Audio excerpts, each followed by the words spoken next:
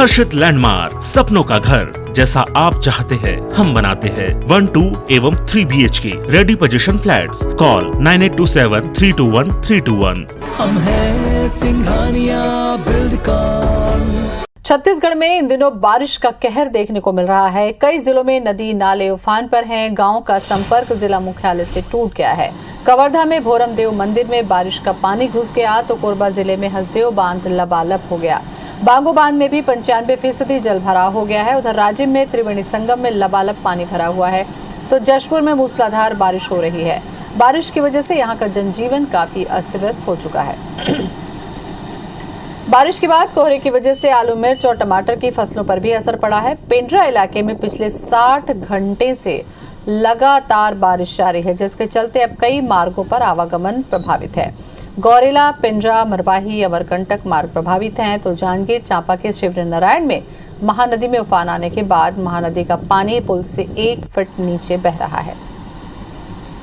तो ये 6 तस्वीरें, गांव शहर पानी पानी हो चुके हैं। पिछले कुछ दिनों से लगातार जोरदार बारिश की वजह से नदी नाले उफान पर है। बांधों का जलस्तर बढ़ गया है तो कच्चे घरों पर आफत बनकर टूटा है। कई जगहों पर घर भी ढह गए हैं। तो ये 6 तस्वीरें इस वक्त हम आपको दिखा रहे हैं अलग अलग जगहों की जो पानी से लबालब है। तो उफान पर है नदी नाले, कहीं रपटे से ऊपर बह रहा है तो कहीं पुलिया तक पानी पहुंच चुका है तो कहीं पर बांध का जल स्तर बढ़ा हुआ है। शिवनारायण में महानदी का जल स्तर पुल तक पहुंच चुका है। तस्वीरें देख सकते हैं, अंदाजा आप लगा सकते हैं। पूरा छत्तीसगढ़ इस वक्त पानी पानी नजर आ रहा है।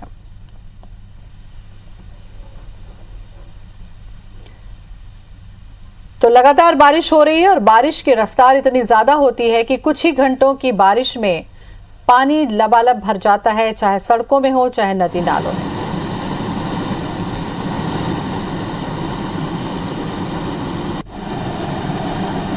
तो बारिश लगातार बनी हुई है और इसके लिए मौसम विभाग ने अलर्ट भी जारी किया था कि तेज बारिश हो सकती है और इसके साथ साथ आकाशीय बिजली गिरने की भी संभावना जो है वो बनी हुई है। तो लगातार बारिश की वजह से नदी नाले उफान पर हैं।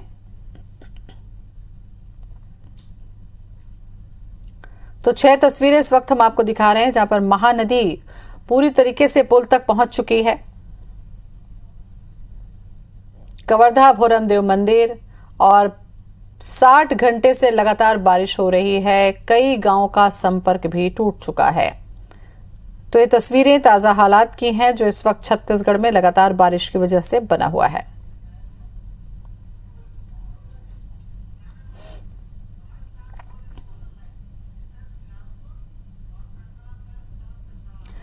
और इसी खबर पर ज्यादा जानकारी के लिए हमारे साथ जुड़ रहे हैं हमारे संवाददाता बिलासपुर से हमारे साथ में जितेंद्र होंगे और पेंड्रा से शरद अग्रवाल। सबसे पहले रुख जितेंद्र आपका ही हम करेंगे। जानकारी दें बारिश को लेकर क्या स्थितियां हैं बांध नदी नालों की।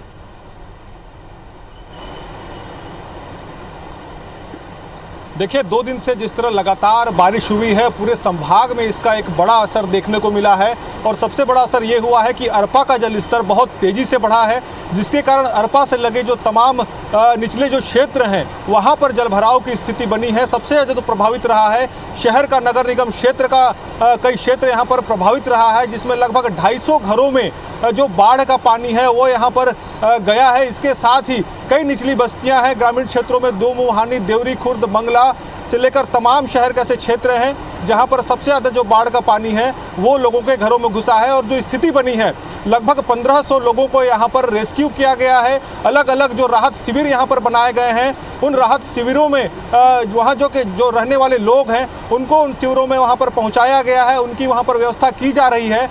एक बड़ा अगर बात करें नुकसान भी यहाँ पर लोगों को हुआ है क्योंकि जो लोगों के कच्चे मकान थे, कई कच्चे मकान यहाँ पर धराशायी हुए हैं। लोगों को बड़ा आर्थिक रूप से भी नुकसान हुआ है। लोगों के रहने के जो घर थे वो भी यहाँ पर ढहे हैं। तो ऐसे में एक बड़ा नुकसान यहाँ पर हुआ है। हालांकि प्रशासन अब जरूर यहाँ पर आकलन में लगा हुआ है क्योंकि अब मुआवजे को लेकर भी जो प्रक्रिया है वो यहाँ पर प्रशासन शुरू करने जा रहा है।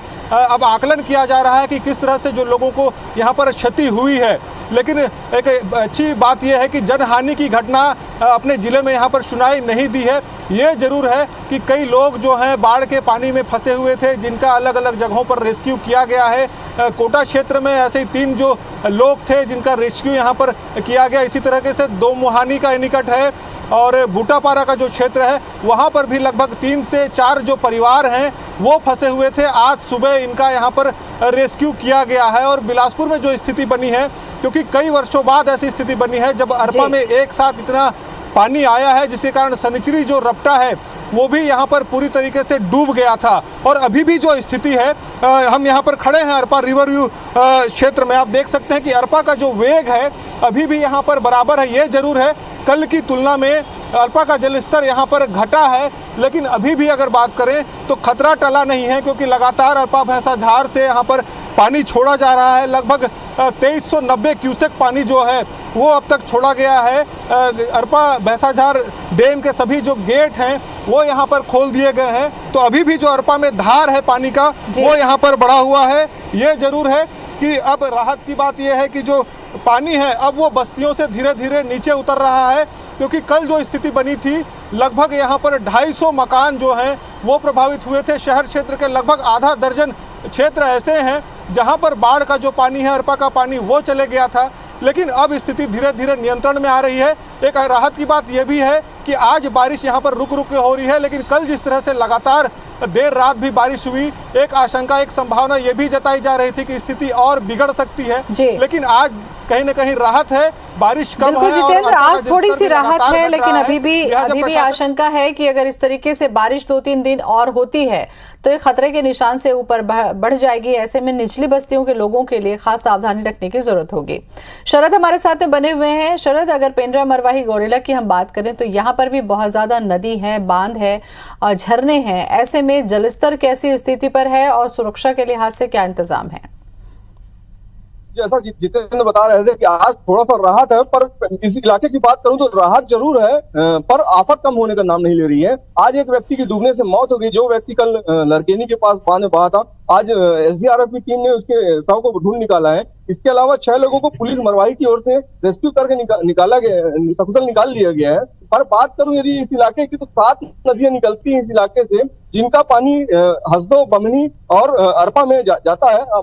चूंकि इस इलाके में पिछले 36 घंटों से लगातार बारिश हो रही थी, अब ये पहाड़ों का पानी अब मैदानी इलाके की ओर जा रहा है, तो ऐसे में वहां पर जलस्तर बढ़ने की संभावना है। बारिश यहाँ जरूर रुक रुक के हो रही है, कल की तुलना में कम हुई है, पर लोगों को राहत मिलने की संभावना कम चांस दिखाई देता है, क्योंकि मौसम विभाग ने अगले 24 घंटे में कम हो गए तो ऐसे ही मौसम रहने की संभावना जतलाई है। तो आज भी यहाँ पर बारिश रुक रुक कर हो रही है। अमरकंटक इलाके में घना कोहरा छाया हुआ है, साथ ही साथ कई इलाकों में जो नदियां उफान पर होने के कारण आवागमन पूरी तरीके से बाधित हुआ है। तो लोगों की मुश्किलें कम होने का नाम नहीं ले रही हैं। विद्युत कटौती का भी सामना करना पड़ रहा है, आने जाने के रास्ते बंद हो गए हैं। ऐसे में तमाम प्रकार की दिक्कतों का सामना बारिश के साथ साथ लोगों को करना पड़ रहा है। चलिए, बहुत बहुत शुक्रिया आपका शरद जानकारी के लिए, और जितेंद्र आपका भी बहुत बहुत धन्यवाद जानकारी के लिए।